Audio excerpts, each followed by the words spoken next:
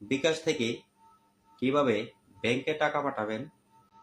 তো অনেকেই বিকাশ থেকে ব্যাংকে টাকা পাঠাতে চান, ব্যাংকে টাকা ট্রান্সফার করতে চান, করতে পারেন না। তো বিকাশ থেকে কিভাবে টাকা ব্যাংকে পাঠানো যায়, এটার জন্য প্রথমে যেতে হবে আমাদেরকে বিকাশ অফিসিয়াল অ্যাপসে।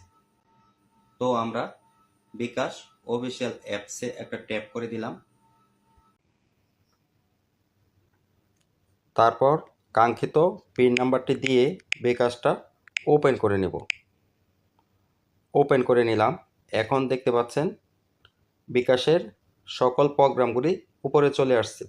তো প্রোগ্রামের নিচে আরও লেখা আছে, এই আরও দেখুন, এটার মধ্যে একটা ট্যাপ করে দিলাম। এখন দেখেন এই যে এখানটায় দেখা যাচ্ছে 3 নাম্বার লাইনে বিকাশ টু ব্যাংক, এটার মধ্যে একটা ট্যাপ করে দিলাম।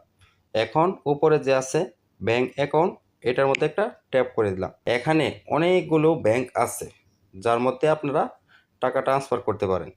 তো আমি আমার কাঙ্ক্ষিত একটি ব্যাংক, ব্র্যাক ব্যাংক, এটার মধ্যে একটা ট্যাপ করে দিলাম। আমি এটার মধ্যে আরও টাকা পাঠিয়েছি, যার জন্য আমার নতুন করে অ্যাকাউন্ট নাম্বার দিতে হচ্ছে না। আপনারা যদি প্রথম পাঠান তাহলে অ্যাকাউন্ট নাম্বারটা দিয়ে দিবেন। এখানে একটা ট্যাপ করে দিলাম। তারপর এখন দেখাচ্ছে কত টাকা আমি পাঠাতে চাই।